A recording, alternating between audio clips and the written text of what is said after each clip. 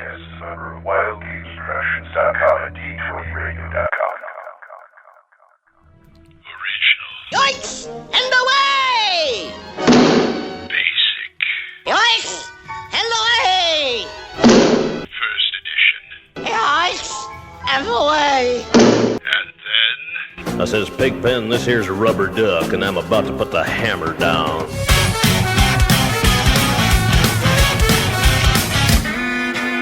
Welcome to THACO, the best damn AD&D 2nd edition podcast ever. Hi folks, DM Glen here with THACO's Hammer number 31. Yes, we're back. We got a new intro, we got a new show. Well, same old show, but some new stuff. And with me is DM Brian. Same old gang of idiots. Happy New Year, everybody. Yeah, I forgot to say that. Happy New Year. Hope you guys got through the holidays all right. And we also have DM Full On Gamer. As we prepare for the apocalypse in 2012, get more gaming done. Amen to that. That's scary. That's all I got to say is that's scary. We're all going to die, so we might as well go out gaming. Yeah, okay. Besides, who knows if the saving throw will work? This is true. I'm sure it will. But anyway, that's a great seg. Anything. What kind of saving throw bonuses does the world get? Depends on how many people are gaming. If we can all roll d20s at the same time, the Earth will shift. Yeah, there'll be a climate change because the Earth was rotated on its axis because of all the d20s being rolled. Well, if we all roll a d20 to the right, then we could, swerve the Earth. Anyway, folks, we're going to hits and crits. What are you doing tonight? I don't know. What are you doing tonight? The burlesque Louis Paradise. Miserable and lonely and stupid. What am I, crazy or something? I got something good here. What am I hanging around with you guys for? Hits and crits. Here we are on the other side of hits and crits. Mercifully. Okay, it's been 3 weeks, guys. What have you been doing gaming? Right. Oh, well, let's see. I'm pretty much good to go for our little Skype game. I figured out what adventure I'm going to drop you guys in. I kind of figured out the most difficult part a DM has and that's introducing the players and getting them all to go on the adventure at the same time. Without too much personality conflict. Oh, never. Oh, yeah, that never happens. Ever. I don't know what you're talking about. We're going to have a wonderful time, yes. When did he become Russian? That's my shtick. Come on. Yes, we're going to have so much fun, and we're just going to go out and beat them monsters. Oh boy, your dwarf has that bad of a lisp? Okay. That's going to be interesting. That's a lilt, not a lisp. That's true. There's Impressions done by DM Glen on THACO's Hammer do no way reflects. Yes, disclaimer time. Yeah, pretty much. How about you, Full On? What's going on? What has been going on the last 3 weeks? Here it's all Star Wars. Yeah, more of the Old Republic. I have 6 characters, 5 of them 20 or higher. 2 of them are about to hit 30. One of them is just now cresting into the upper teens, so I'm being the ultimate alcoholic as usual. But I'm having a blast! And that's the important part. So you never get away from your computer, right? Pretty much, no, yeah. Okay. Unless I'm at work, I'm back here tied to the computer, maintaining all these wonderful little things, doing some RP events, doing some hardcore grinding, helping folks out, troubleshooting, looking for bugs, etc., so forth. But hey, and Full On, your wife games, right? Yes. Oh, see this. Okay. That's to everybody out there listening who has designs on getting married someday. If you are a gamer, find a female gamer. It helps a lot. It does. And the thing is that this day and age, when you say gamer, you got to be more specific. This is true, because there are various flavors of gamer. I sit there with the paper and the table and the dice and stuff, and the other gal's sitting over there on her computer. Well, yeah, it's gaming, but it's not the same kind of game, You guys get the drift. Okay, fine. Yeah, and I will do gaming over a tabletop the same way I do gaming in front of a computer, which is why, these, 27-hour days of gaming, I will do that at a tabletop if other people are willing. I just can't find that many people with my kind of endurance like Russian, strong like bull. That's right. Yeah. That's right. Those days for me have been long since gone. Yeah. Yes. I still game like Rasputin. Mm-hmm. Well, you're still in your 30s, right? Full on. No. Really? I am 40. Okay. I'd like to know your secret. I'm just young at heart. Oh, and he games for nothing. I've been in the Army 22 years, have a full head of hair with no gray in it. I've been doing something right. Oh, yes, I've been gaming. And there's to health and life. Yes. Game more. The secret to life, right there. And then they look at my avatar and say, "What?" Well, what have I been doing? Oh, go on. I'm sorry. No, go on. Okay. 3 weeks have been pure hell. Well, actually, my granddaughters were here, so we had fun. We didn't get any gaming in, because we had too many people going in and out of the house and just the ruckus, and I just spent my time looking at game books and writing stuff, a few things. Christmas. My Christmas was, well, what do you want for Christmas? I don't know. Well, that's exactly what I got. Don't you hate that? You're still waiting to identify what it is. And I said, I don't know what I want for Christmas, but I know what I want for my birthday. She said, what? I said, North Texas RPG Con. But my mother, in her loving way, did send us some money, so I am sitting here with a full, complete set of the Encyclopedia Magica. An excellent investment, I recommend to all. Yes, the faux leather covers with the bookmarks in them. Awesome. Yes. Bookmarks are a little bit worn, but still usable. Yeah, and that just happens. That and the fact that Half Price had a 20% off sale the week after Christmas, I got each one for $9.95 a piece. Excellent. How about them apples, huh? Yeah, how you like them apples? Sorry. And I got I'm coming up with a monster that I think I want to build maybe a 2E game around. Mm-hmm. I got it's my William Castle Ed Wood thinking where I come up with the title first. Mm-hmm. And then you shoehorn it in? Yeah, actually I came up with the monster first. Mm-hmm. And the title followed, and now I'm waiting for the plot to come. Wow. I'm going to call it March of the Grumblefish. And that's the monster I'm working on, Grumblefish. Mm-hmm. And if you guys want to know more about it, I'll tell you about it in maybe a later show or something. I've got a real good idea, but it's going to be a secret right now. Yeah, episode 33, Inside Glen's Head. No. Maybe, wait a minute. I thought that was supposed to be Forgotten Realms. Yes, Inside Glen's Head. Oh, boy. Yeah, can you imagine that? That is boy. Really Forgotten Realms. Yeah. Brian, by the way, how it's our? We should probably say our contest is over. Yes, it is. It ended on midnight, January 31st or December 31st. Yes. Yeah, and I hear we got some pretty good responses out of that. Yeah, we got 5 responses, and now that the holidays are over and things are winding down just a little bit, we're gonna probably take a day, and the 3 of us will get together and we'll read the stories, and then we'll just debate. We'll rate. This is what I was thinking. We can rate them 1 to 5 in order of best to worst, or worst to best, I should say, and the highest score wins. Right. Mm-hmm. That sounds good. I know the main prize, the set of Player's Handbook and Dungeon Master Guide signed by Steve Winter. Mm-hmm. I want to give that out as a set. Okay, that's fine with me. And after that, we've also got a Monstrous Manual and another DMG, which are also second printings. Right, and that's the second prize, correct? Yes. Okay. Well, I can make that second and third, actually. Second and third? Okay. That's fair. That's fair. So we will be you'll be hearing that in the later show. And a couple shows down the road, we'll be able to announce the winners. Yep. So stay tuned. Yeah. So other than that, do we have any emails? Yes, we do. We actually have one.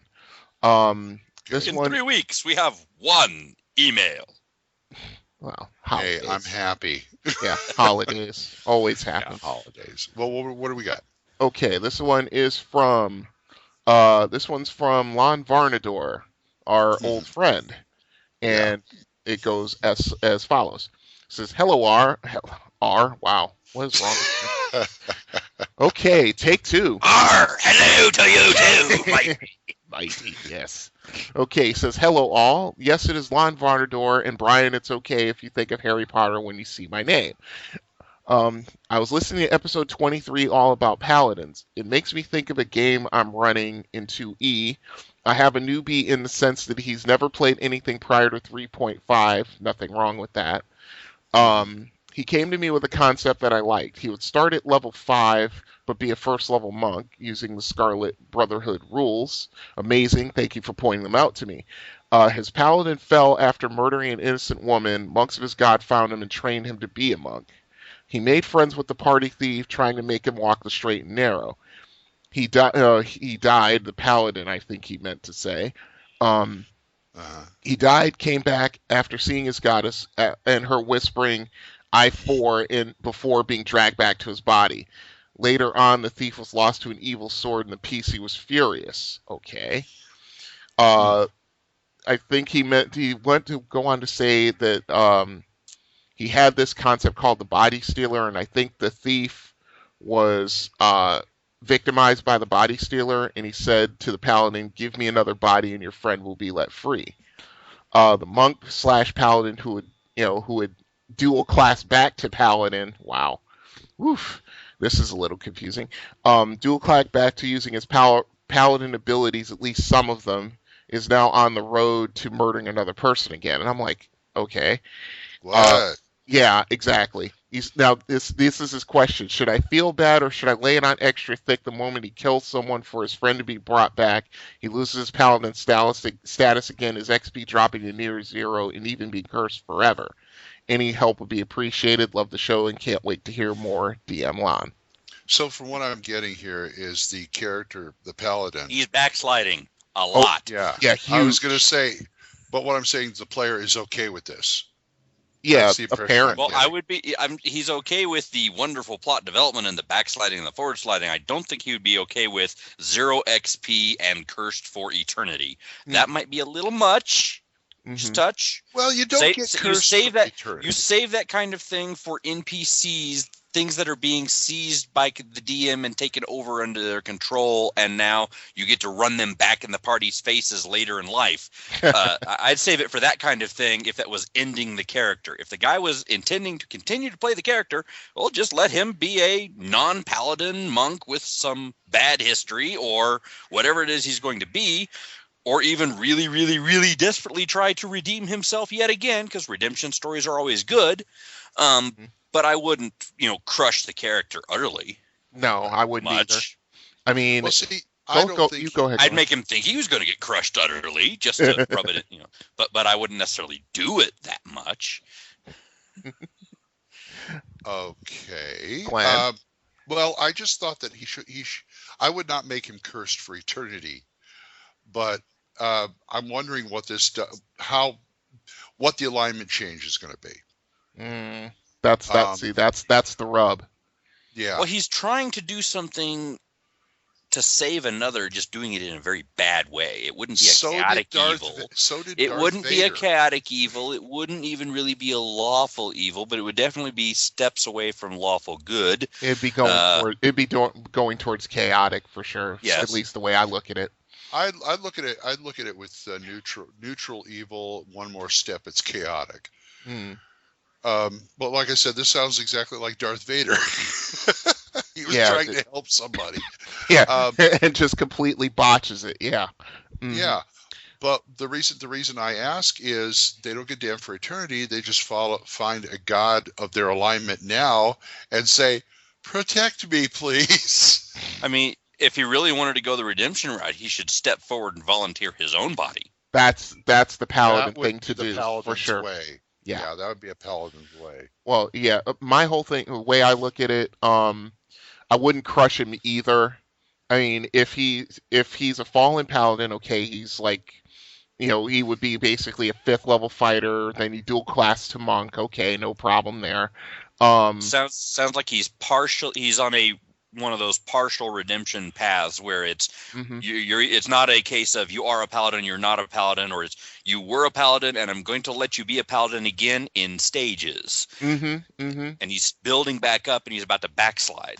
Right. Yeah. Exactly. And yeah, I would be like, okay. I think. See, I don't like crushing players either. But if they're going to do something that this ridiculous. Even if it's in a role-playing sense, this ridiculous, I would just let them just hang themselves with their own rope at this point. My whole ruling would be, okay, he's lawful good, okay, not a problem. Now he's starting to backslide. Now he's doing something that is going to move him, like Glenn said, probably towards neutral. And, murdering an innocent, even to save a friend, is not acceptable. So yeah, he'd probably be moving towards neutral evil, or at the very least, straight the neutral. First step would be lawful neutral. I mean, if you're going to take it one step at a time, if he's lawful good now, what he's doing is not good, but he's trying to do it within somebody's rules. So he's trying to lawful neutral laws. Lawful neutral tendencies to evil. Yeah. Lawful neutral when you try to justify it. Yeah. Right, and then then the dual class would switch back to a fighter.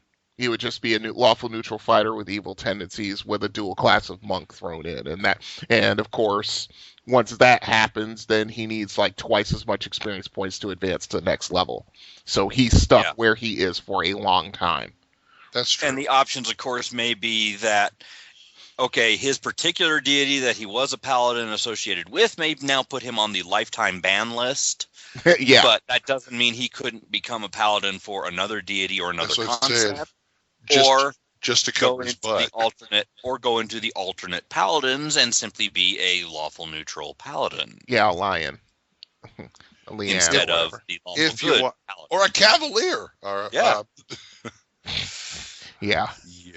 something. But I mean, it's just one of these things where it's like, when you're this is sort of, as a DM, you sort of have to go with what feels right. The whole thing is that I would just suggest not to completely crush him. I think the put a big old hurt on him. Oh yeah, if he back, walks the path of redemption again, maybe the redemption, like I said, won't be redemption into pure paladin. It'll be redemption into other paladin, and he understands that he's going to be like same but different. Yeah. Not almost, but not quite. And if he stays lawful neutral, well, he's the man with no name, I guess. Something like that. Yeah. That's about the best call we can make. I guess. Yeah. It's just one of those things where, it's use your own judgment, but also help, because the optional, it's not even optional. The rules about changing alignment are pretty defined, and I would suggest going with that. So, he'd just be a normal fighter with a monk, a monk dual class, lawful neutral towards evil. If he goes through with this, I'll buy that. I'll buy that for $1. What about you, Full On? Well, that's what I came up with. There you go. Okay. It was his idea. Yeah, but he wasn't saying anything. Okay. Well, there you go. There you have it. Who's that again? That was Lon Varnador. Lon Varnador. Thanks for writing in, Lon. And if you guys want to write in, it's thacoshammer@gmail.com. We also got a number, don't we, Brian? Yes, we do. It is 405-806-0555. Write that on your fridge. Yes. You can also find us at let's see. OSRgaming.org, D20radio.com. Also do the list. D20radio. We hang out at dragonsfoot.org, Yeah. Planet AD&D, purpleworm.org. Yes, indeed. We got a whole mess of places where we just hang out. Yeah, we can. Let's put it this way: we're out there on the internets. People find us. And when he says we're out there, we're out there. Yeah, we even have a Twitter page at THACO's Hammer. Do you ever look at that Twitter page? I'm the one who made it.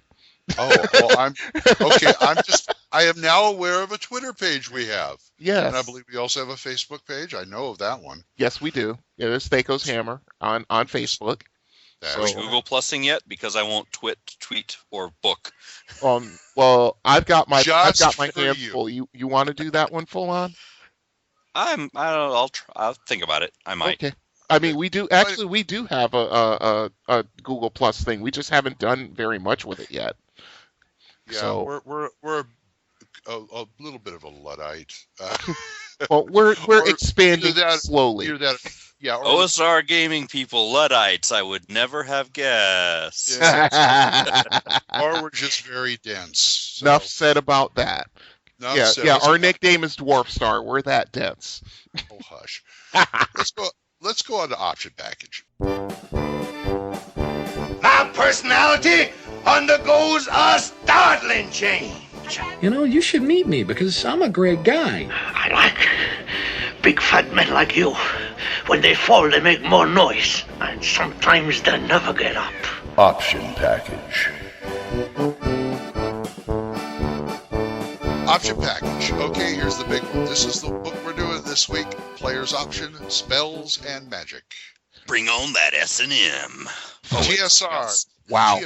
TSR number 2163 by Richard Baker, and it was published in 1996. Yes, indeed it was. We're running out of 2E at this point, folks.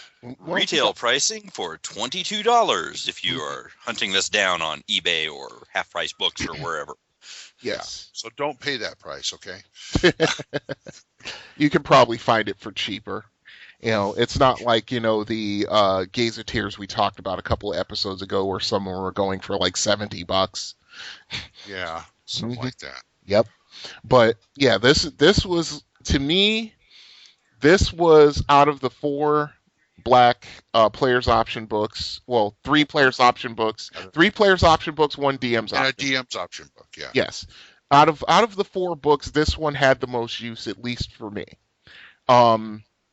It took a bunch of different rules that had sort of come out sporadically over the years pertaining to second edition, brought them, cleaned them up, brought them in, and came up with some other stuff, which is interesting. Yep.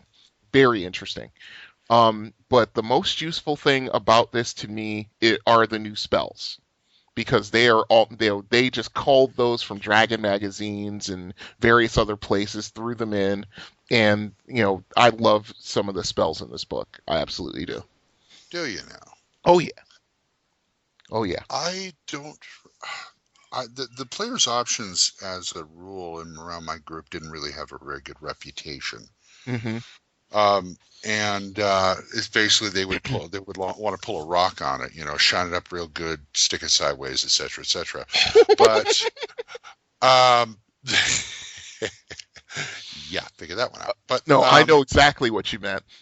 Okay. Mm-hmm. Okay. But I do have to give it its props. I'm not crazy about the spell building and all that kind of stuff, but the spells, that was impressive. That's like it one up the Tome of Magic. Right. Yeah. This goes hand in hand with Tome of Magic, just in the context of spells. Now, let me ask you this: Did those spells make it into the into these Wizards and Spell Compendium? I believe they did. I'm not 100% certain. You know what? While you guys talk, I'm gonna go get them, and I'll be able to find out for you. Hold on. So what's your history on this, full on? Oh, I love the players' option books, and Tsunami's in the book. So at least one of the books from Spells and Magic are in the books. I'm looking at it right now. Oh, okay. But yeah, I used all the players' option stuff when it came out, and basically, like I said, my go-to set of D&D for second edition was second edition full kit, all players option black books. Go. We used most of each of the books, and out of the spells and magic, we were not big fans of the spell point system that they came up with. But the rest of the stuff in there, the alternate class builds and how you could access your spells and use them, the crafting of spells and magic items were important to us as a group, and we actually partook in that and did some of that stuff and came up with some very interesting additional spells on top of what's in the book already. Tailoring things to the individual casters, all those ideas about how to make your caster unique. I want to be the red mage. I want to be the fire mage. I want to be the water mage, whatever it is. Well, what's that? Oh, go ahead. I don't want to... They codified it additionally in here as well. Okay, because I was going to say that was the point of specialist mages. Well, yeah, I get what he's saying. The specialist mages were fine, but if you just wanted to, if you had a wizard concept, it was made more possible with spells and magic. And to answer, if I want all my spells to be a lightning effect of some flavor, my magic missile, all that stuff. Shocking grasp. There's ways to do it, and it comes out instead of just saying I've got lightning bolt and shocking grasp. No, I want to cast my acid arrow as a burning bolt of lightning that continues to incinerate what it touches, or whatever it is you want to do.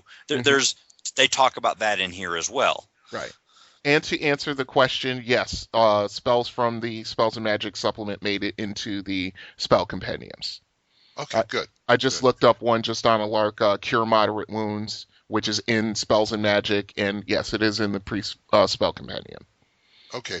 Well, I'm kind of, like I said, in my day, players' options, in my day, too much complication. And I'm willing to hold to that as a DM. It's like too much complication. You, Glenn? Well, no, say it's not so. Again, even if you're not going to use it as a complication, you don't have to change Rule 1 from Player's Handbook and still make use of a massive amount of this book. Right, but what I was going to say is, now that I look at these and I'm realizing a certain amount of complication is okay for characters, for the players. Mm-hmm.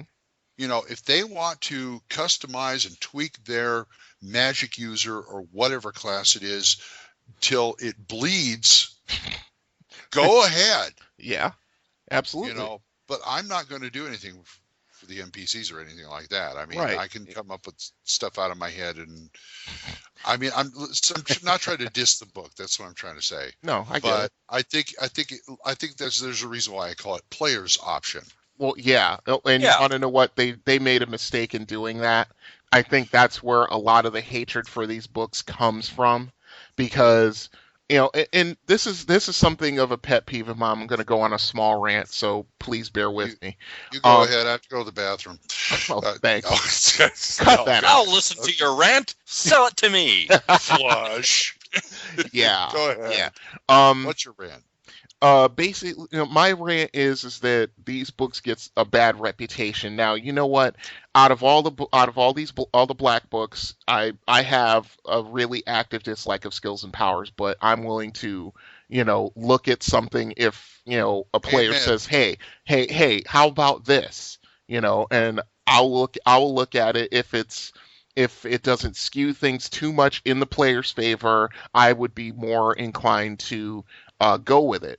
But a lot of people through the mid 90s into the late 90s up to the current day, they bag on these books because, and I just saw it on Dragon's Foot not a couple days ago, where people seem to think just because something is in a rule book that TSR put out back then, that they're somehow obligated to use everything in it. And it's like, no, I just wish they had said, like, DM, all these books would have been DM's option more than anything else, because it says option in the title. I think people should have gotten that concept. It's optional. Yeah, but you know how it went full on. I mean, it went that way with when Unearthed Arcana came out for first edition in 1985. everybody jumped on this book, and because there was different things in it and all this stuff, it was all new and exciting, and everybody used it. And then DMs got grumbled because their game spiraled out of control because they didn't do the power quality control they should have before they allowed it into their games. Okay, here's pretty much how it went down in my circle. Okay. 2E came out, and then followed by the ton of splat books. Correct. Okay, my DM's going, can we use this? Can we use that? And by the time the player's options came out, they were going, oh God, it's even worse. Yeah, that's exactly the attitude. It's also a case of when you're going to use optional rules, don't use everything at once. And I have done everything at once. It's a headache. Yeah, it's a mess. But if you're going to use the black books with all the players' options, you don't need the splat books. Other than maybe as a little cultural reference. Yeah. You don't need them. Because what about the kids? You don't need them because when you build a class using spells or skills and powers, you're replacing kits. Yeah, basically. If you take a character and you build him completely with a skills and powers set, you don't throw a kit on top of that. That's just power gaming, and will break your game. Yeah. Well, it's more of a case that lots of DMs had a bad taste in his mouth, not because they had this at their table and wanted to use it. It's because somebody at their table bought it, walked up and said, hey, can I use this? Or this is my guy. I want to do this. Mm-hmm. And the DM said, oh, what? Because they just weren't familiar with it. Exactly. Or it was a blindside thing and getting ambushed. Yeah, I've had that happen too, and it's not pleasant. It's just not. But yeah, you're absolutely right. The ability to completely customize a character from the ground up to build to this concept that you have takes the place of kits. It's exactly right. Okay, I think the role playing would be a lot easier if they had separate rules for players and DMs. Yeah, it sounds. You mean a player's handbook and a dungeon master's guide? Wow, an innovative concept. Ouch! Oh, that's Ouch. not what I'm saying. He's being the funny. concept. Yes, I know. The concept I'm saying is with splat books and the player's option book. Okay, they're optional and it's for the players, but at the same time, that means the DM has to track it. Yeah, well, they have to do some work on it too. Yeah, that's the whole thing. Instead of just looking at the book when the player is holding it in front of him with a gleam in his eye and just saying, please, please, please, can I use this? Please, please. The DM has to be the dad and say, let me look at it, son, and take the book from him and say, okay, now what is it you want to do? Oh, you want to do this? Well, no, because that gives you a little too much power. That takes a little bit too much. If you're going to do this, I'm going to do this. Yes. Just be aware. Yeah, if you're going to take this, I'm going to take this away. My first thought is, how is this going to complicate my game? And do I want it to or not? Shocking. Sometimes the benefits outweigh that. I agree, Glenn. I'm just teasing you. Sometimes it depends on the population of players you have. What is their play style? What is their concept going to be? If they're going to be the spells in combat chapter guys who keep asking, why can't my crit with my spell? Why can't my spell knock someone down? It's a fire spell. Why aren't things on fire? All of those collateral effects are itemized there. So if you need a rule to make that happen and you can't figure it out on your own, here's a place to go. Yeah. If you can't figure it out on your own, turning your DM screen. God almighty. But I hate to get a hard line like that. Well, some people, it's not that they can't figure it out on their own. It's just they don't want to figure it out on their own. Let me put it that way. Yeah, no, there are plenty of players and DMs alike who, they, instead of using the brain cells they were born with, they would just rather go to something that's codified and say, here, this is what this means. I get that. I'm guilty of that just as much as anybody else. My whole attitude about players' options and splat books is, oh yeah, that's a great idea. If I don't want to do, I won't do the work. If they want to do it, it's like I did with my roommate who wanted to do psionics. Okay, you can be a psionicist. You do the work. Yeah. Well, as long as that person can be trusted. And if I see you with it. messing up my game, I'm going to pull it. Yeah, and when someone builds a magic item or builds a spell, it's not I'm going to sit here and do all the work. It's you come up with here's the rules. You come up with the concept, the plan, make it happen. I'll fact check and quality control it and make the adjustments as directed in the book that the DM is supposed to do. True. To make it balanced for my game, if I'm even going to let it work at all. Let's make your checks and see if it works. Right. Yeah. Not the guy shows up at the table. Oh, here's a custom spell I built. Yeah, exactly. That's like, yeah, and then they fully expect nuclear winter, 10-mile radius. Yo. I knew people like that. Okay, let's get back into. My D&D/Champions group had an acronym for that. It was called NIMGID. That goes for either game or any game. It was an acronym. If it was not in my game, you don't. Yep. And I heard that a lot. This is a NIMGID, you know that. Okay, fine. Anyway, you were saying. No, I was just saying, just to get back onto the positive aspects of the Spells and Magic supplement. And there are lots. Oh, there are tons. I agree. Yes. Two of them that I particularly liked was the School of Universal Magic. They made certain they made like a list of I think 12 spells, maybe 14, something like that. It made them universal in the fact that any mage, no matter if he was a general mage or specialist or whatever, all of them can use them.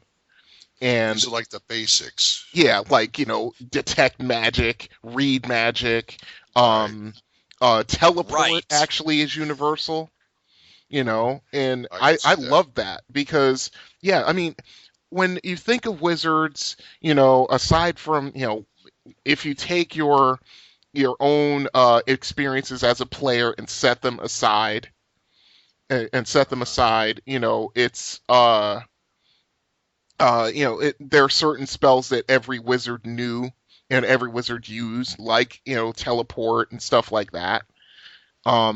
Let's see. The list here is cantrip, comprehend languages, detect magic, hold portal, identify, read magic, wizard mark, knock, protection from cantrips, wizard lock, dispel magic, remove curse, teleport, enchant an item, teleport without error, permanency, and astral spell. And wow, permanency? Yeah, permanency. Yeah. Because wizards make magic items. Yep. I agree. Potentially all of them. And it's not going to be like, well, I specialize, so I can't actually make anything to go with my really cool powers. No, everybody makes magic items, especially if you're a wizard. Even more so if you're a specialist wizard, because they're the people who it's like the fire mage makes the fireball wands. Yeah. You would think that. Yeah, that's an enchanting item with just throwing 100 fireball spells into a wand.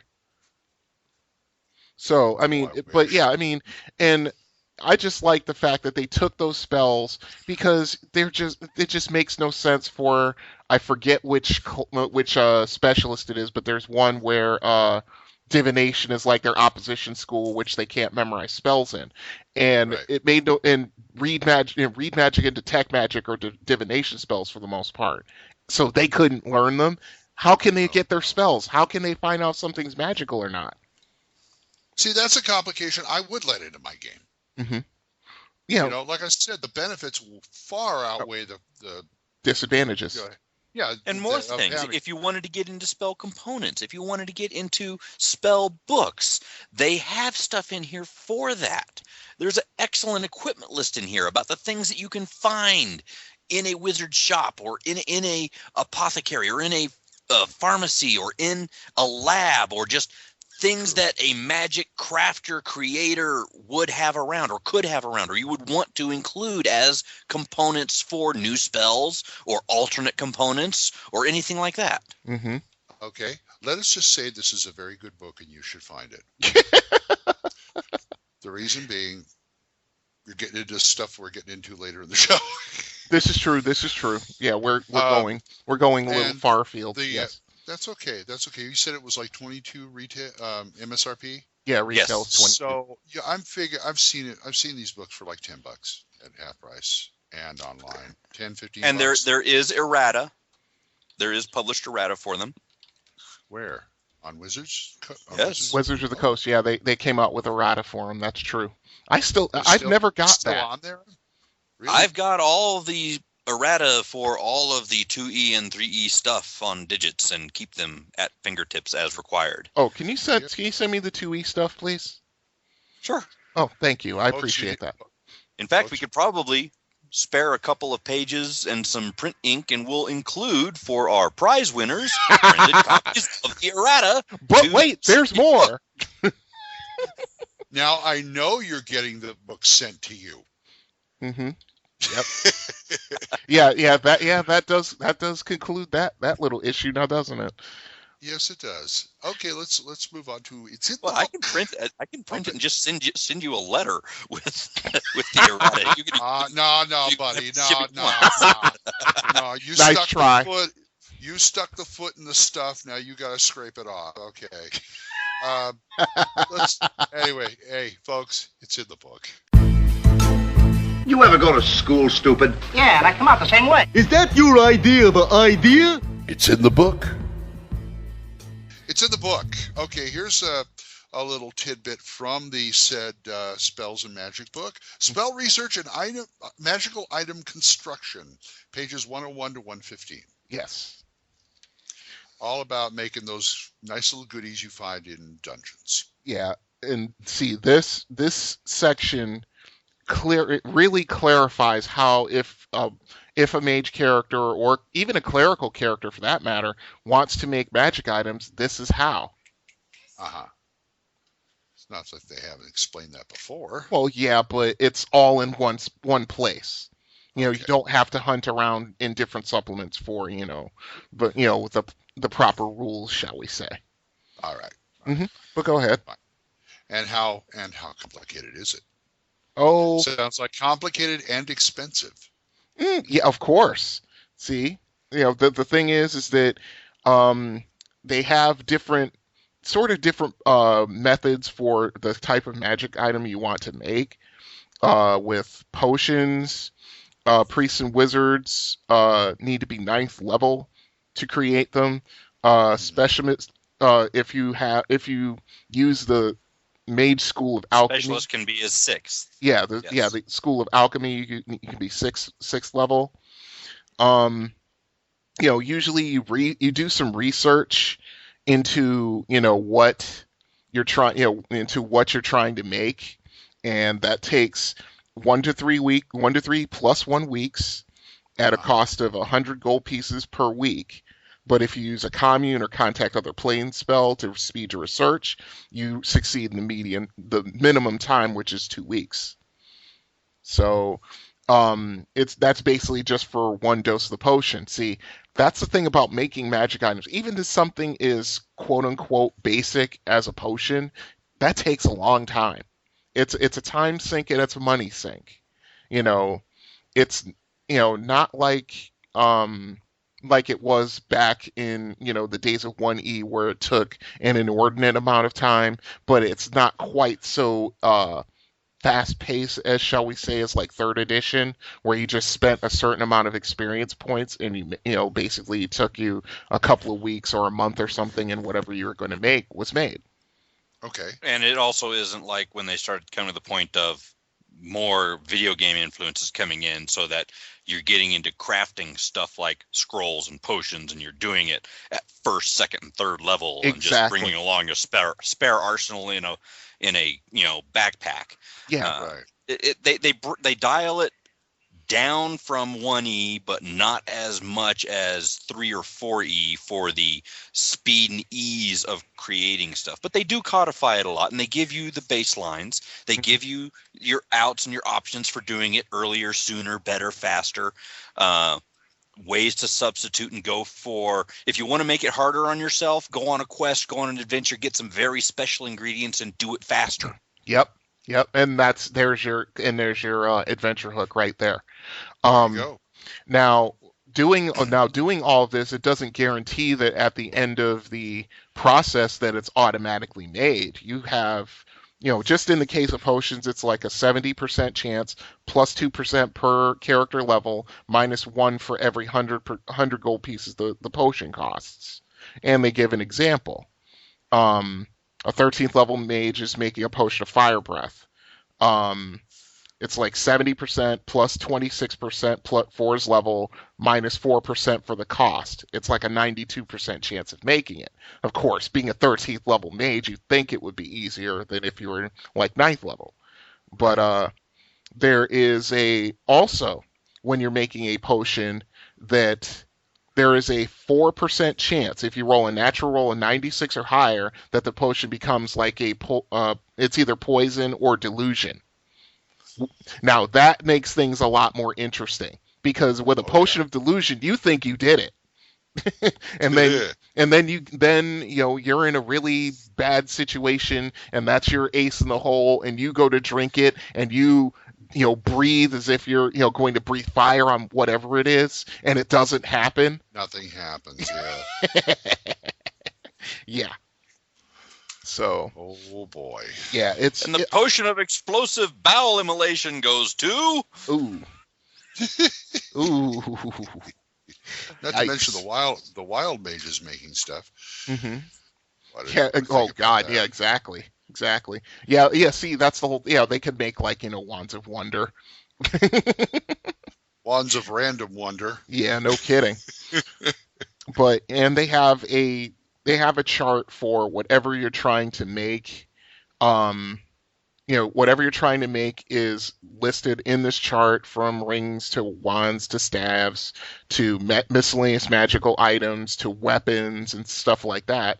It's all here. It tells you how much it's going to cost you, how long it's going to cost you, or in time, how long it's going to take. And at the end of it, then you just have to make a percentile roll to make sure that you made it. True.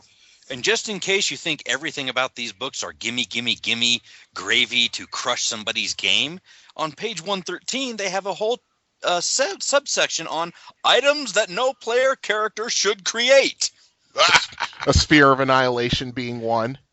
Mm-hmm. A deck of many things being two. Yeah. I'm just imagining full-on's games. Hey, I came up with a deck of many things. Oh yeah, let me see that. Rip. Yeah. Oh no, you didn't. Like what's that? What's that an acronym you just said, Glenn? A few minutes ago. Not in my game. You don't. Exactly. Yes. This is where NIMGID can come right into play immediately. Yes. That's right. Mm-hmm. That's right. And if you folks see, I'm still. This goes back to basic. Mm-hmm. Do you know of any players who actually take the steps and role play it, or some kind of? Yo.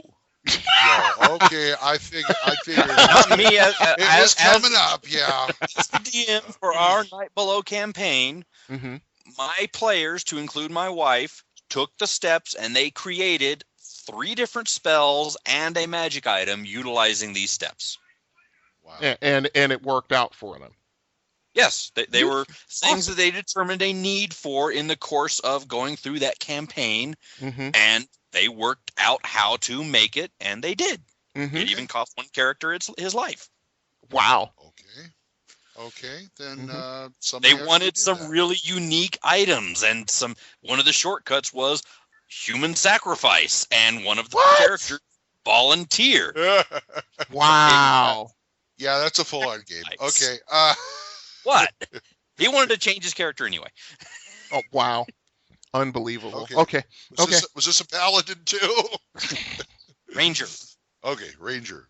All right. Wow. So evidently, far enough into Underdark that the Ranger decided, my woodland skills have no purpose here. So why do I die? Yeah. I wouldn't have let that happen, but okay. It was an item. They made an item that they used to help protect the party to go in and save other captured party members. Okay, so it was noble sacrifice. It was a plot hook, noble sacrifice type thing. Okay. And it's again one of those things that is built into the system where I can go through the process to make my wand of fire bolts, and it costs this much, and it's this hard, or I can go through it and I can use these 5,000 gold piece value rubies as components of the crafting, and it's easier, cheaper, faster. Yep. Or not cheaper, but it's more likely to succeed. Yes. Yeah. That's a much better way. You're going through a forest and you see a grave with a gravestone. The gravestone says, "Here lies Bob the Ranger. Sacrificed himself to make a magic item. What a schmuck." Wow. Hey, that'd be a great description. It was the helm of mind shielding.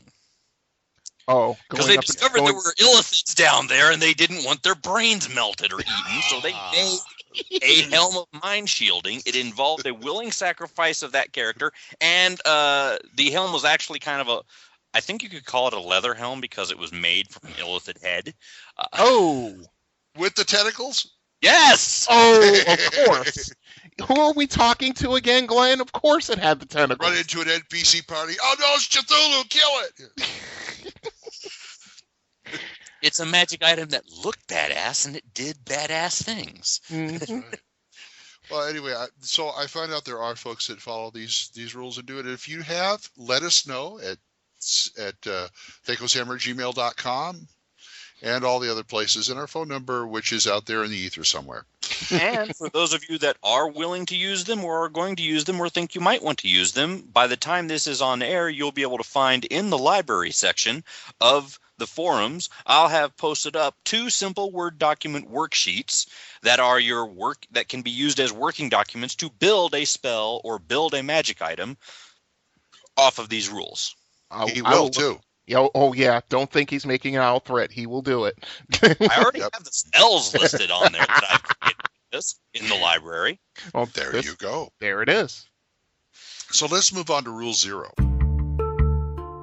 One would think you've been doing this all your life. We'll remember you said that. I know. I'm sure you hate me just enough. Rule 0. Rule 0. Okay, this is also out of Player's Option Spells and Magic. The spell point system. Yes, indeed. I read through this, and I kind of like it. Mm-hmm. It's taking taking spontaneous casting to the wizard. Mm-hmm. With a lot of limitations, which as it should be, as far as I'm concerned. I agree, 100%. Yeah. I'm going to throw my Grognar card at this. Not like it. Really? I'm not a fan of the spell point system. Wow. I like spontaneous casting. I like things like that. I'm not a fan of spell point systems. Mm-hmm. Well, I'm also not a fan of the psionic point system, so they go hand in hand. That's true. Yeah. Well, you know what? You could take some ideas out of this and not have the points, like the limitations on what level you can throw and how many and all that kind of stuff. Because it still binds it to the basic character mechanic of you're a 3rd level wizard, you have X number of 1st level spells, X number of 2nd. It still binds it to that. Right. Yeah, right. And the other things in here, some of these things are useful, things that people always want to do and want to find out how to do anyway. Things like exceeding a spell limit or casting a spell for greater effect. Right. Casting a spell over what you should know. Because the meta magic feats from skills and powers suck balls and blow chunks, and I have no use for them. But the ways to do the things that they want to do with those should have been easier, should have been more palatable. Let me put it that way. Okay. No, I agree. I mean, but you can see you could take the points out and still be able to use it. Well, yeah, I think it's just a little too complicated. But then again, I've said this in previous episodes. I come from the Telengard school where it was like when you were 1st level, you had 1 spell point. You could cast 1 spell, and then as you went up in level, we went to 2nd level. You got 2 spell points for a total of 3, and it went up from there. And that way, it slowly increased your character's power, but it didn't make it just so out of control by the middle to upper levels that it just basically gave wizards complete and total domination of the battlefield, so to speak. That's true. I do like other things they have in here, like the bonus spell points for high intelligence. The idea of bonus spells for high intelligence, just like priests have bonus spells for high wisdom, that's something everybody always asked for and always wants, and was such a good idea. Let me put it out there that it turned into a actual fact in the rules in 3E. True. Yep. I mean, back in 1E, I mean, we would use extra languages to see if the wizard got extra spells. I have 5 extra languages. Okay, you can take 5 extra spells of whatever level the DM, decides you can take. Because everybody hated being that 18 intelligence gray elf with 1 magic missile and blowing their load at first level, and then hiding in the back with a dagger saying, "Don't touch me." Well, that's why you made him a fighter mage instead. But anyway. Well, I had my mages. My mages used to my mages used to behave like fighter mages anyway. I usually had an enlarged spell because I thought it was handy for things like like blocking doors and throwing a stone on somebody and enlarging it into a boulder. Who needs enlarged spell? Wizard. That kind of thing. So I bar. That's my staff. Yes. But once he used a spell, it's like you're supposed to stay in the back. No, he goes right up front and smacks him with his staff. Does the quarterstaff thing? He just goes all Gandalf on him. Yeah, I don't know how my wizards survived, but they did. They just hey, dude, I have armor. You stay back. No. No. No, I had an NPC mage who was exactly like that. And although I did mark down in her personality that the first time that she gets killed, or not killed, but knocked out in melee combat, she's going to be a little more reticent to do it. It's one of those things. She was an adrenaline junkie. And we were in a cave with a bunch of 3 or 4 orcs in there, and he goes up and he body slams them the whole line with the staff. He takes it, just boom, like it was for the Packers. He just goes bam. Yeah. Jeez. Like, what are you doing like that? Because I only have 1 spell. Bam. Yeah, and if they pluck you in the forehead hard enough, you get your skull fractured and you're dead. That's true. That's why you have to be really fast. Yeah. It was a situation like that gave my players a heart attack when I secretly snuck in the Hackmaster 20-point kicker into the game and didn't tell them about it. Oh, that's just evil.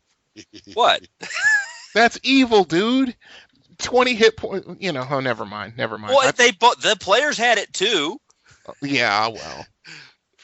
But it turned a mundane. Oh, look, it's 8 orcs encounter into. Oh my God, what's happening? I don't know. Kill it. Yeah. Why am I not dead? I don't care. Keep fighting. I don't doubt that. Folks, this is the part where I grab the reins and steer everybody back into the topic. Yes, let's. Spell point systems. Yeah, spell point.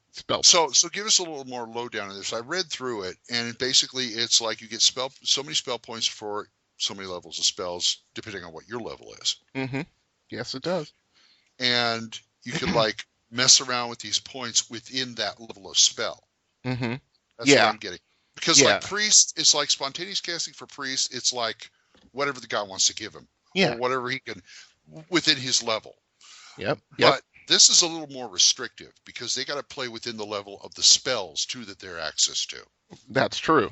And there's also a much more stronger restriction on how many spells they can have at each level. And, like a first level mage who has spell points can only have 2 spells. That's the trade-off. You can cast Magic Missile as many times as you want as long as you have spell points to do it. But you only have Magic Missile and maybe 1 or 2 other spells.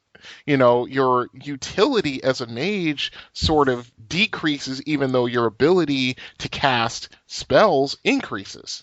Yeah, that's another one of the things that kind of sat a bad taste in my mouth about this system. Because I didn't want to have something become less effective because of this system. and the choice, it's like nerfing the sorcerer, Mm-hmm. It just it did not sit right. No, I agree. I agree with you, actually. I'm just, to me, I would, if I was going to run spell points, I'd use the system I previously mentioned and just have them memorize spells normally up to the maximum, number of spells they can have according to their intelligence, and just leave it at that. I was always love if the mages just have, like, they're a third level mage, and they have what 2 first level and 1 second level spell. Usually, and just give them the basic list and say, okay, how are you going to plan it? You get to use 2 of these and 1 of these. These are all in your book. Mm-hmm. Yep. But you can spontaneously cast these many. Mm-hmm. Per. No, see, now the thing is that using a spell point system, there has to be, even if you're using it straight out of the book, the major league drawback of it is, aside from ones we mentioned, is the spell fatigue. When you cast spells, when you're using spell points, you are using your natural strength pretty much, and you can cast, like, say, see, this is what I see when I'm watching, like, say, like, Record of Lodoss War or something like that, where you have mage characters casting spells, and then after they cast their spells, they're pretty much just like, it's like it takes out of their natural strength.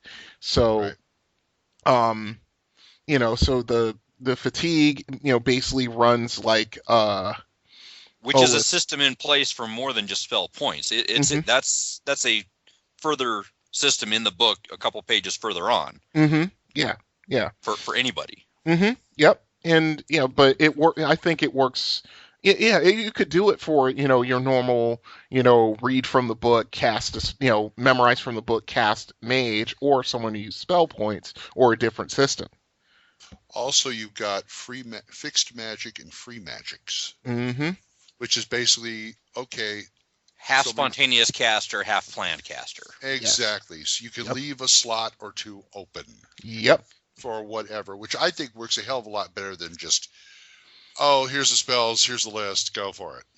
Which kind of contradicts what I just said, but looking at it again, the free slot, in Fantasy Hero we used to call it stacking your rack.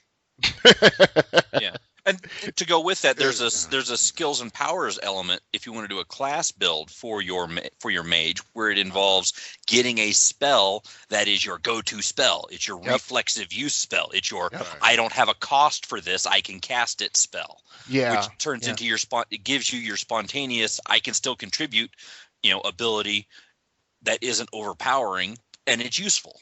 I don't care full on if it is your signature spell. Fireball will not be your reflexive spell.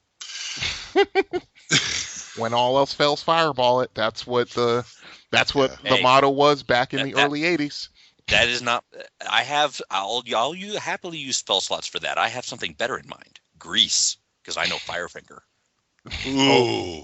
Now, see, that's right. I remember that I had a grease spell, and we determined in my campaign grease, the magical grease that comes out is flammable. Yeah.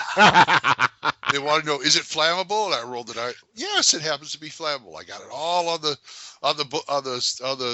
rail of the stairs. I light it on fire. Oh boy! Wow. Grease spell, web spell, Firefinger. Foomp. Yeah, jeez. Yeah, that's not evil or anything. No. Yeah. Mm-hmm. Sometimes it's called crowd control. Yeah. With full on here, sometimes this show resembles Mythbusters. A D&D version of Mythbusters. Okay. Yeah, we have full on here who will try the fireball. Yeah, with Firefinger. Yeah, with the ice storm spell, and see if see if you can actually make an orc shatter. You expose it to really hot temperatures and really cold temperatures, and then you hit it with something really, really hard. Yeah. Yeah, like he hasn't thought of that. Okay. Yeah. But anyway, spell. Oh, if you only knew. Spell point system, you're going to find it in pages 77 and 78 in the player's option spells and magic. Mm-hmm. Actually, it keeps going to page 80. That's true. I looked at those too. 77 to 80. Guys, spill your guts. Have you used this? How have you used it? Let us know at thacoshammer@gmail.com and all the other places. Yes, sir. Okay, what else we got here? Oh, time for magic fingers. Eeny, meeny, chili beanie, the spirits are about to speak. Well, it just so happens that your friend here is only mostly dead. Sounds like a lot of supernatural baloney to me. Supernatural, perhaps. Baloney, perhaps not. Magic fingers. Those magic fingers. A staple of D&D, stone skin. Yeah. You will find that on page 162 of the, 163 of the player's handbook, and also page 884 of the Wizard Spell Compendium. Oh, you guys are fun. Volume 4. Yes, Volume 4. Thank you. Volume 4. Yes. Okay, stone skin. It's pretty much everything it says on the tin. Mm-hmm. Your skin takes on a stone-like quality, and even a sort of sharpness cannot affect a creature predicted by stone skin, nor can a rock hurled by a giant, snake strike, etc. However, magical attacks from such spells as fireball, magic missile, lightning bolt, and so forth have their normal effects. Mm-hmm. Now, it blocks 1d4 attacks plus 1 attack per 2 levels of experience the caster has achieved. Mm-hmm. And then it goes away, right? Yeah, basically. Or from me then. Yeah, well, they made changes for later edition that are horrible, and shall not be spoken of. Oh well, yeah. I'm going to speak of them, so you're just going to have to plug your ears. So it is ablative now. Yeah, see, the thing is with stone skin, it always was the major debate when the spell was introduced in Unearthed Arcana in 1985. When it was introduced, players immediately figured out ways to abuse it. Or DMs tried to figure out ways to gimp it. One of the two. Where I remember there was this big argument way back in the day with the gaming crew I had, where somebody would cast stone skin on a fighter and the DM would immediately have whatever they were fighting pick up like pebbles and small stones and throw it at it to kill the spell. And there was everybody came up with those concepts. Everybody came up with how am I going to exploit if I use stone skin, and how am I going to make it go away as fast as possible if someone uses it against us? Mm-hmm. Whether you're on either side of the screen, those plans and schemes were bubbling along happily. Yeah. And I had no problems with that. I mean, this is one of the few spells that actually came out and did a full-blown article about it in Dragon. Yes. Multiple page article at that. Romancing the Stone Skin. I know that's the name. I know that's the name. I have that issue. Do you remember which issue it is? I didn't get the. Oh goodness! You know what? Let me look real quick. It's got to be in somewhere like the 80s to 100s. I believe. Yeah, I'll find out. You guys continue to talk. I'll find out. But anyway, thank you. But anyway, Stone Skin is like the major defensive mage spell. Yes, or fighter, or whatever. See that whatever you can whip it on. Yep, exactly. Everybody could get a use out of it. I mean, thieves would love to have it because, hey, that poison needle trap didn't work. That bisecting, decapitating blender blade didn't work. and this round. Yeah, and it's a 4th level spell. Yeah. So you can get it pretty early on. Get a couple levels under you. You have armor until then. Mm-hmm. The armor spell, and once you get to stone skin, you're there. Yep. Well, yeah. Getting the 9th levels of mage is kind of tough, but I take your point. Yeah, but like I said, you got his little brother armor before that. Yep. No, that's true. That's very true. Yeah. Yeah. Did you find it? It's a good useful spell also to have on for those wonderful cases where everybody's bedded down at night for camp and somebody kills the sentry and comes in to start slashing throats of the party, and they happen to pick the mage and try to slice his throat, and he's sleeping with his stone skin on, and it doesn't work. That's right. Then there's that. That's a major advantage of stone skin. It doesn't go away until it wears off. I mean, it doesn't go away until you hit it. No, two ways. It can be used up, or it will expire after 24 hours from the last casting. Yeah. Okay. That was the other thing. Yeah, I'm finding it. You know what? So there. No, go ahead. So yeah, it does have a time limit. It's just a really long time limit. Yeah, it is. It is. And in 3.5, they gimped it even more. Oh, I don't think it was gimped. I think they simplified it. Anything else? No, I don't think so. Let's put it this way: how would your fighter character like to have, on average, 45 more hit points to survive a fight? That's basically what it does. With 3 and 3.5. In my games, that is not an issue. Mm-hmm. Numbers of attacks are more important than damage hit point value. I could debate the that. Purpose of protection.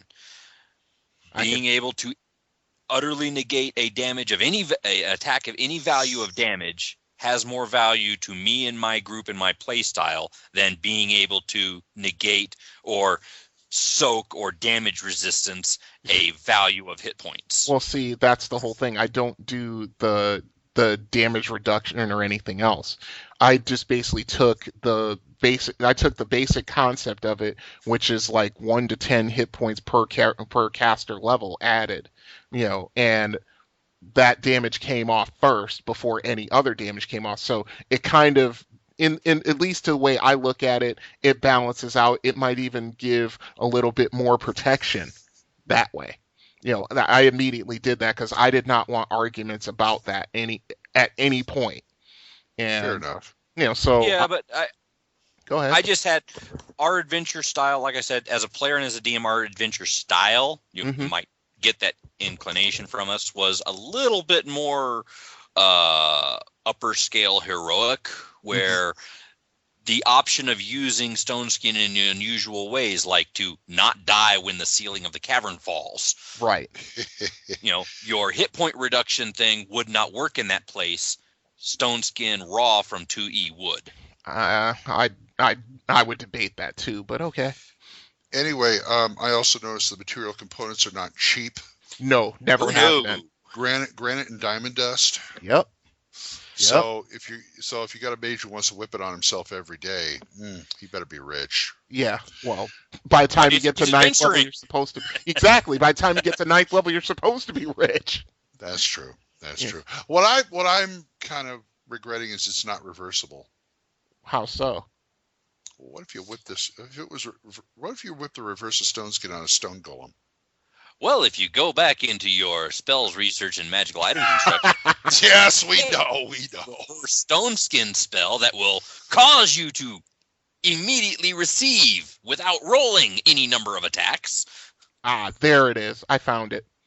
Which issue is it in? That issue is, I believe, really? 199. Wow. Yeah, that's a second edition debate. Yeah, page 72, issue 199, Romancing the Stone Skin. I thought it was earlier. That must be a typo. That has to be a typo. I'll do a little more research. Because I could have sworn that was earlier. Continue talking. Yes, let's continue. Yes, continue. But like I said, the reverse of that, I mean, you could use that for like any kind of, I mean, there's nothing to say you have to whip it on a person, right? I think it's, yes, area of effect, one creature. One creature has to be a creature. Has to be an entity. Mm-hmm. Yeah, like weakening a column or something to make the, anyway. But like I said, that's what dwarf spells are for, like rock burst. Anyway. Rock to mud. Here comes the ceiling. Yep. Anyway, stone skin. I bet you guys got a lot to say about it. Let us know at THACOshammer@gmail.com. Yes, How about sir. that? And remember that even though it stops, again, subject of the great debates, it stops the attacks and it stops the damage from the physical attacks. That's However, right. your magical effects, such as fireball, lightning bolt, magic missile, They still get through. Still all get through. And they also specify that it's the whole thing, why people were grabbing handfuls of pebbles is because each individual attack counts off one of the attacks you can block, which is why if I cast 4 magic missiles at you, not only do you take all the damage, but 4 of your charges of stone skin drop for the 4 magic missiles. Well, see, that's a serious gimping of the spell. And yes, it is. That's stock. That's standard. Well, it's always been that. Okay. It's in the rules. It's the raw. Ha! Okay. Yeah, Romancing a Stone Skin is Dragon Magazine 199. I'm looking at the pages right now. Wow. Who knew? Well, there you go. Hope to hear from you guys. And let's go into DM's rag. Well, that's quite a story. I think it would be fun to run a newspaper. And here it comes, right over the old plate. The DM's rag. DM's rag. Okay, we're going real late in Dragon's run. Dragon number 242, Laws of Spell Design. Yes, indeed. Now, taking this along with the player's option book, is that a whole lot of trouble? No. Okay. Because the rules are there just to give you the idea of what it is you're working with. And it helps you clarify. It's extra pages. They can go one or the other or both together. And you'll have an answer to pretty much every question you can have about how do I make a spell? Am I deriving a spell from something that's already there? Am I modifying something to do something different? Or am I coming up with something completely new? And how to judge the parameters more or less depending on what they're trying to make. Okay. This will modify your costs. This will modify your creation times and difficulties, and it'll give you more indications of where you need to push things in the way of unique components, unique elements for the crafting or creation or whatever. Okay. That makes Brian, sense. you seem to know this article. Yeah, I've see, in most of my games, my players have usually not very many of them play mages, but this spell creation, if somebody has an idea about it, I usually before Spells and Magic came out, I defaulted to this article, and I mean it gives little examples like say with Magic Missile, you get you're able to fire 1 missile per 2 levels. If you wanted to modify the spell so that you could fire 1 missile per level, you would, the law of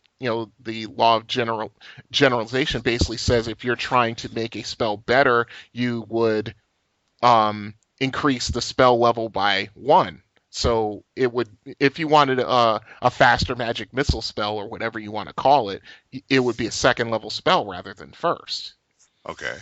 But there are Master Magic Missile spell, the faster Master Magic Missile spell. Magic Machine Gun spell, yeah.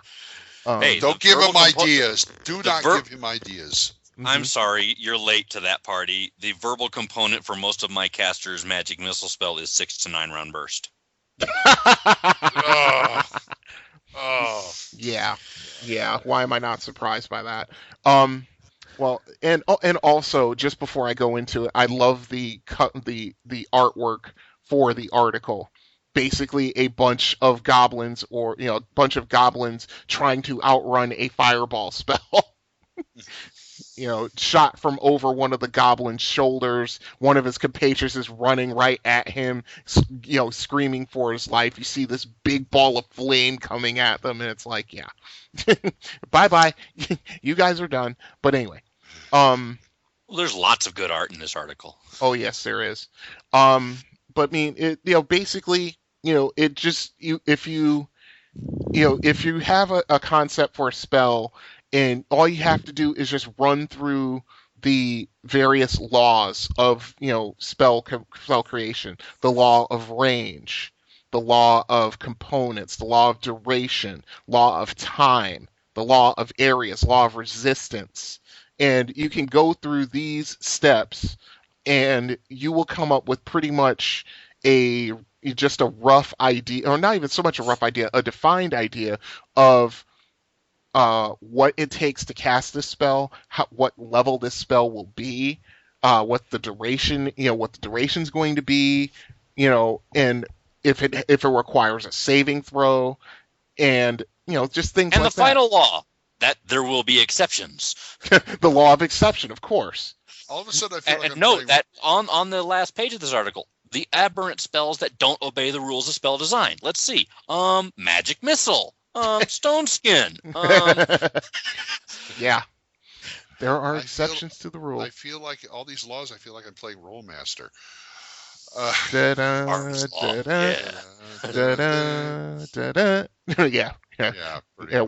Where's Perry Mason when we need him? Anyway. Yeah, pretty much. Mm-hmm. What is the law? Anyway.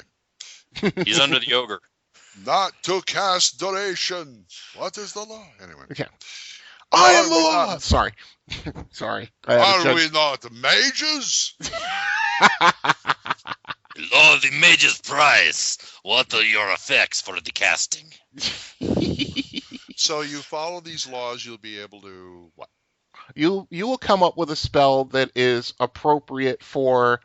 If you're not sure what level the spell should be, once you go through all of these steps, you'll find out pretty much what it will be, and if you can also try to tailor it. It's sort of like advantages and disadvantages for the spell. Like if you have a spell that doesn't require spell components, you find out that it'll be higher than you think it should be.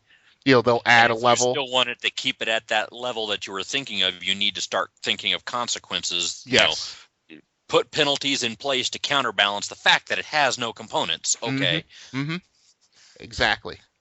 And it's just sort of like just going up, just going along these lines, and if you don't come up with the spell. If you're doing a spell and it comes out to be the level that you're not sure whether it should be or not, going through this, it will come within one or two levels of where you think it should be. And then you can just go back and just say, okay, this requires an expensive spell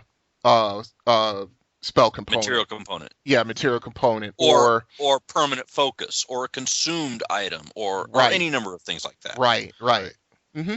Yeah, it's a good way, even though it's very thorough and it requires quite a bit of thought.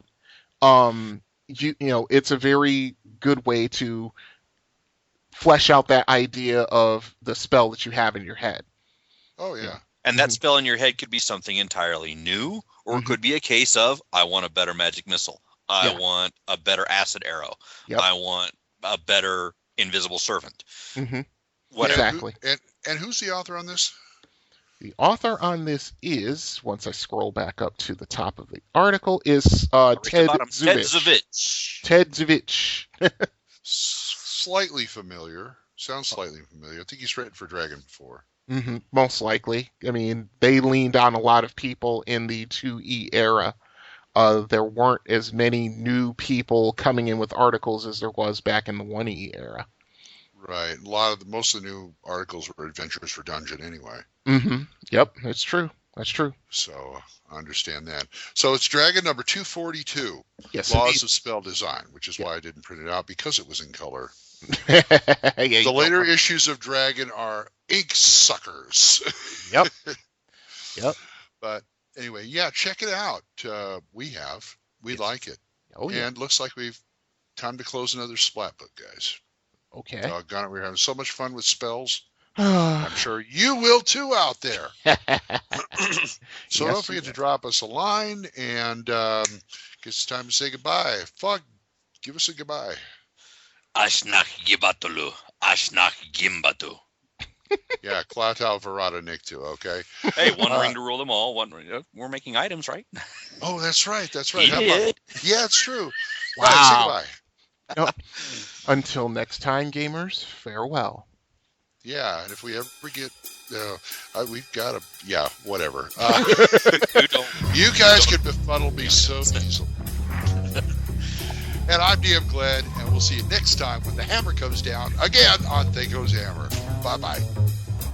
THACO's Hammer theme is provided by the Diablo Swing Orchestra. You'll find them on Jamendo.com. All other additional music for this episode was provided by Kevin MacLeod. You'll find more of his music on Incompetech.com. Be sure to visit our website at thacoshammer.info. If you have any questions or comments, email us at thacoshammer@gmail.com. Remember, that's an O, not a 0. You can also find us on the second edition forums at osrgaming.org and at purpleworm.org. Or give us a call and leave us a voicemail at 405-806-0555. See you next time when the hammer comes down on THACO's Hammer.